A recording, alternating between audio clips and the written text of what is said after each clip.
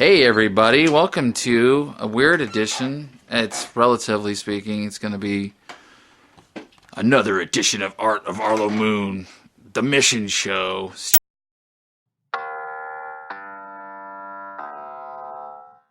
Channel 2 talk. It's Josh Parker. Then we're back! I don't know what we're doing, we're just messing around here. You'll hear my voice, but I'm over here.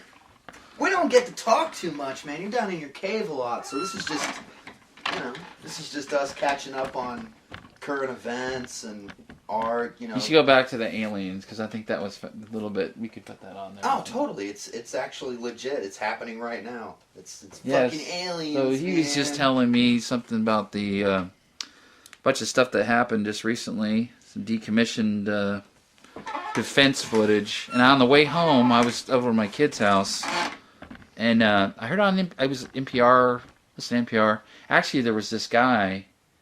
So I'm driving down Riverside. He's driving on the left lane. I'm driving on the right lane, and he's obviously, because I was gonna pass him or whatever, right? And he was in front of me. He's not driving that fast. He's obviously drunk. Yeah. So I'm like, I'll record it, because I don't know, it might I don't know, maybe he'll crash or something. Or something bad. I mean, hopefully he won't die or nothing. Right. Obviously, I don't want somebody to die. But he's swerving. He's like swerving into this lane. I'm like, one point he was in the middle of the road, not good. But by Hilliard, right? Yeah. So I'm like, dude, pick a lane, because I was gonna go around him. And I'm like, I better not even try to pass this guy, because what if he hits me? Yeah. So then by like a little bit, we're going down the hills over on Riverside, almost to like wherever by the golf course or whatever over there. And I'm like, well, I'll get my phone. Maybe I can record it. But then I got stuck at the light. So I'm like, hey, dang it. But anyway, on the radio, I heard this thing about aliens and how the government had spent all this stuff on a bunch of money and millions of dollars on studies. And then I get home, and Josh was like, I don't know how we got into this, but he started talking about all the alien stuff. So Saturday's like... just whatever. Saturdays I catch up on my Google Play newsstand, and it's mostly like science-related shit. Like, I catch up on my science stories, whether it's Elon Musk trying to, What is he trying now? Yeah.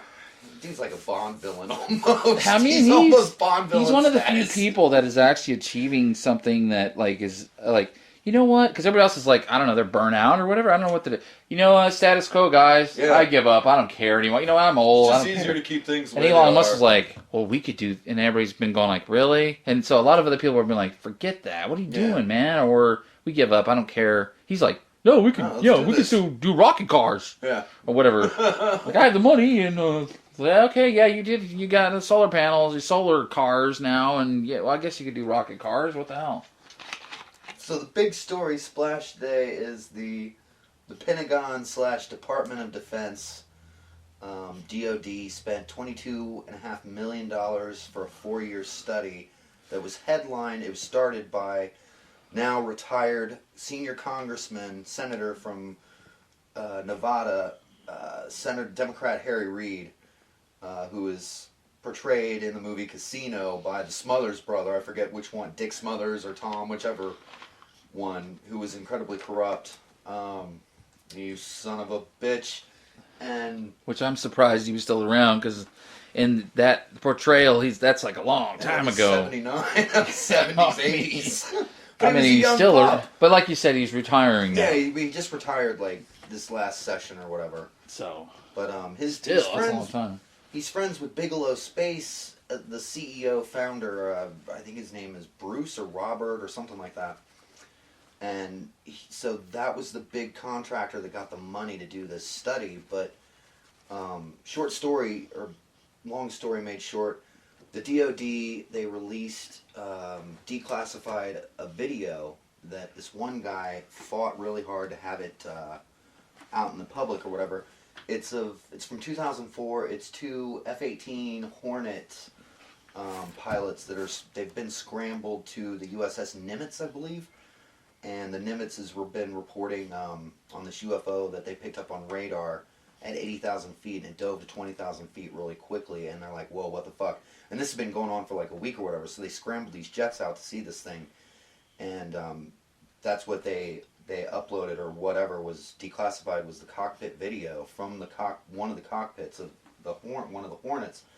and they actually have the audio of the pilots communicating with each other, and all you see is just this tic-tac looking thing. Doesn't really have a shape, or it doesn't have any distinguishable features. It just looks like a tic-tac or whatever, but it's like rotating. You can make that out. It's clearly not. I mean, if it is human, it's super top secret, like skunk works. So you saw some of the video on YouTube? Yeah, I saw the video. So maybe I'll try to, like, I've never done a link to a video, but I'll try to do it on this one. So that'd be kind of interesting. So then you can reference the link at the bottom, that video. And like I said, I just heard it on the radio. It was kind of a weird coincidence. Like on the radio, like I guess it was NPR. It must have been. And yeah, I come home and then we're talking about this. Fucking It's kind of a weird, man. circumstance. Yeah. Well, maybe that's one thing Trump is going to do in a way. Maybe he's just like, well, let's just release whatever we got. I don't give a crap, considering he just likes to tweet all the time. And all the rest of the stuff, he's kind of annoyingly... It wasn't even him? No, okay. it wasn't even him. It wasn't even him that... I was just thinking maybe that's like, what, forget it. Why even suppress it anymore? No, Even though that's not that old of a footage, really. Yeah, or study. The dude that fought for the video to be released, he just retired 2 months ago from the Department of Defense, and he's now with that Blink-182 singer, Tom DeLonge. He started this private company in... Dude, he started... What does Blink-182 singer got to do with it? I'll get to it. He started this company in, like, 99. Oh, yeah? Okay? From, his royalties from, like, Blink-182 or whatever. He started this fucking space company, and they do... It's to the stars. Are you serious? Yes!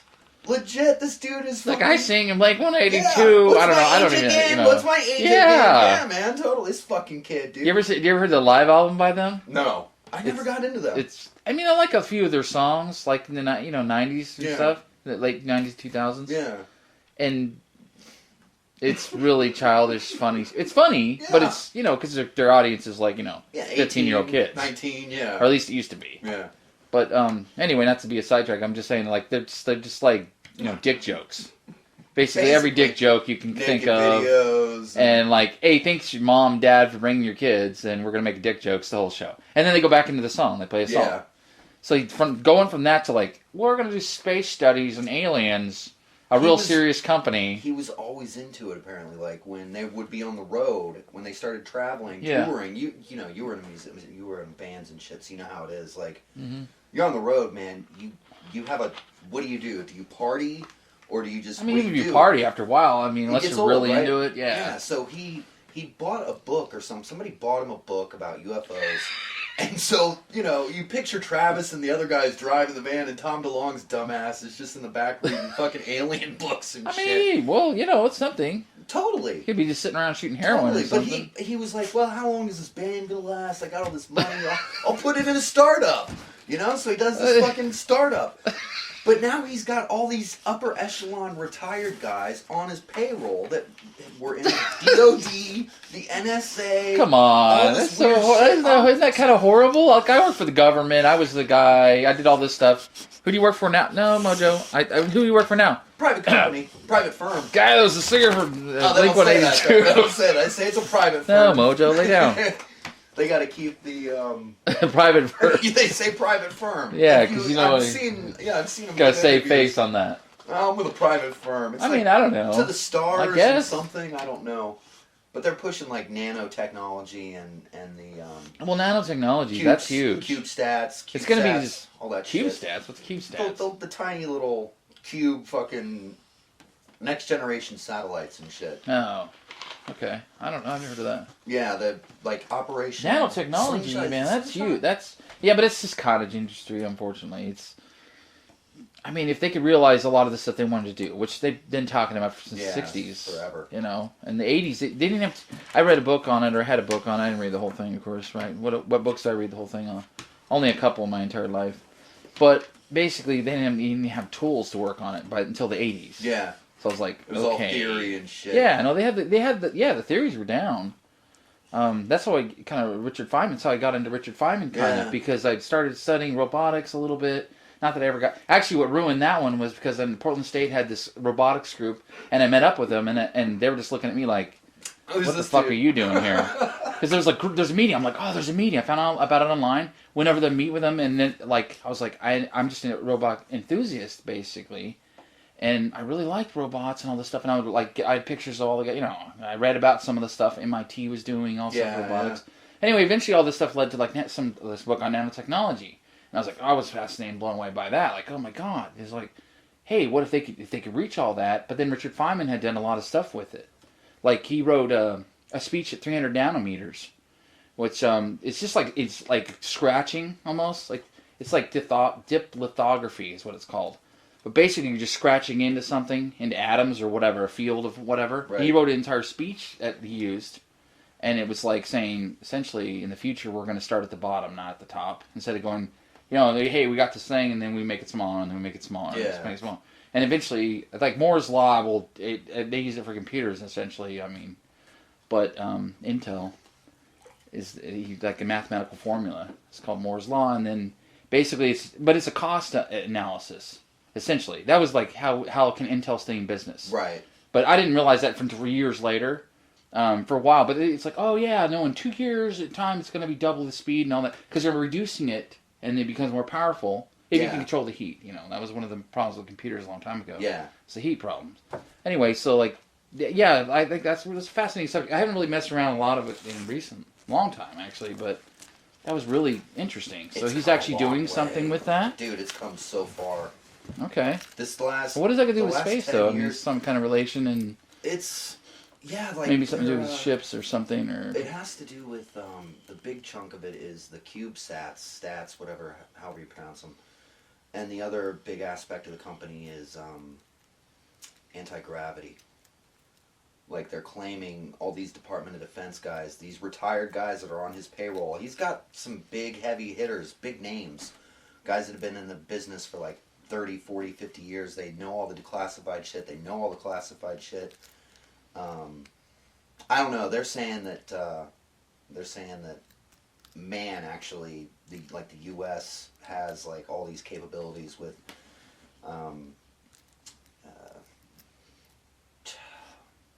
Reengineered. Is that where you break down something? What is it? Not Reengineered, but you break down something, put it back together. Yeah. Yeah, it's reengineering. Reengineer, whatever. Well, you have something. Reengineering, I think the definition would be like something that you had that did something, and then you took it and made it into another process. Yeah. Maybe not like night and day. It doesn't have to be night and day because that'd probably be more difficult to achieve. Well, apparently, like all those crash sites, like Roswell, and there's a few others that aren't as well known or whatever, but apparently they re-engineered these ships or whatever. Oh, yeah. And we apparently, whatever they could scrap, because then they understand the technology. There's all these weird alloys that they've come across that they're not on our periodic element, whatever. Yeah. And all this other weird shit, and apparently a lot of the UFO sightings lately have been U.S.-controlled airships that have anti-gravity and all this weird shit. I don't know. That's confusing. But Tom DeLonge took his money from record sales, and instead of doing a bunch of stupid shit with it, rock stars go out and buy Lambos. Well, you wonder where that's going. He's like, fuck it, I'm going to start up something. And he started up this umbrella. It was just like Tom DeLonge or LLC or some shit. He just used his name. And that was his umbrella. Not an Industries, something Tom DeLonge Industries. It sounds more like that's the main thing. Space Industries by Tom DeLonge. Off shot from that or whatever. Tom Space Industries. It's nuts. It's better. Like I said, he just shot it up in heroin and hung out and did nothing. Yeah. Waited for the band to be over. Hooked up to a dialysis They actually they kind of broke up for a while or whatever, but then they did get back together. They had a new song within the last 5 years. And he probably toured again. He started another one that... another band? Yeah, that a recent ex, I'm not going to drop names, but she sent me... oh, okay. She sent it to me on Spotify or whatever. It's Angels of Airwaves or some shit like that is the name of the band. So it started recirculating into the music? Yeah. Like, hey, well, I got this company. It's actually a decent song. Okay. It's not, I'm not into it. There you go. I bet Cropper would know who it is. Probably. For those listening at home who don't know, Chris Cropper is like the music encyclopedia. You are too, though. No, I know some. I know some things. I think I know some things. Blow me away, like the '80s shit. Like I'm. Oh, it's just because it's I can tell you about saturated with grunge freaking and- 80s, you yeah. know, and... No, you know, that I thought I did know a lot of stuff, but then, like, even hardcore, I totally didn't even see that. You know, like, I wasn't involved in that scene, I didn't know anything about it. We saw But it. then- I saw it coming. We were excited it was coming. Actually. Well, I didn't, I didn't even know what that was, really, because, like, I wasn't involved, I wasn't exposed to it or Yeah, anything. yeah. So it's like, every time anybody says hardcore, now I know it's different and everything now, but I always think of, like, hardcore punk, like Yeah. the 80s, like 80s punk, early 80s punk, you know. You know, Hardcore metal or well, like, you know, like Black Flag and stuff like that. Yeah. Which is, you know, but pretty much. that was hardcore though. Yeah, no, it was hardcore punk. Yeah. Though. But then the hardcore scene was like another scene that came out later. Yeah. Like, yeah. you know, Hatebreed and stuff was like probably more the. I know that's more of a corporate type I always or. think of Snapcase. Yeah, but I don't know them, so that's why. New York. Yeah. Fucking New York. Right. So Hardcore. so I thought it was pretty, you know, I don't know, pretty knowledgeable about what different scenes and who was in it or whatever. I mean, somewhat. But yeah, there's always I guess there's always something to learn. So that's a good thing. Once you think you know everything, unfortunately, that's kind of how it can get bad, I guess, in that way. Well, it depends on the city and the scene you're in too. You can be in like an echo Yeah, well, chamber. I mean, there's like a lot of underground scenes that, you know, if I didn't know anybody that was into it, I probably wouldn't have been exposed to it. Yeah, yeah. That's one thing about, like, a long time ago, I used to know that different people in different groups or whatever, a long time, you know, and, because there's, like, friends and whatever, it doesn't matter, and you get a slice of reality. I mean, it was kind of like the flea market thing, you know, like, I meet guys I work with, and it's like, oh, there's a whole, like, subset of people that are into flea markets. Yeah. You know, it's like, and you go and okay, well, I don't know anything about this. And you go, you know, hey, well, I like some collectible stuff, you know?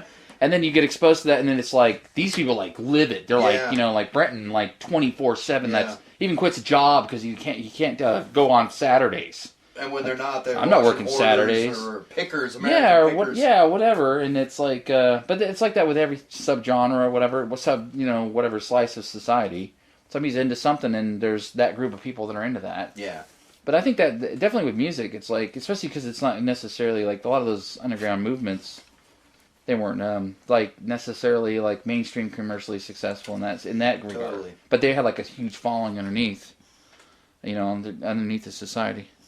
Anyway, I don't know where we're going. We're just like rambling on tonight. It's no big deal, you know. whatever. It's like Do some more of it. So maybe at some point, and dogs, daughters, coffee, you know. No can big have more stuff on the side channel. So It's all anyway, about content, baby. to another day. Since we're like 20 minutes here.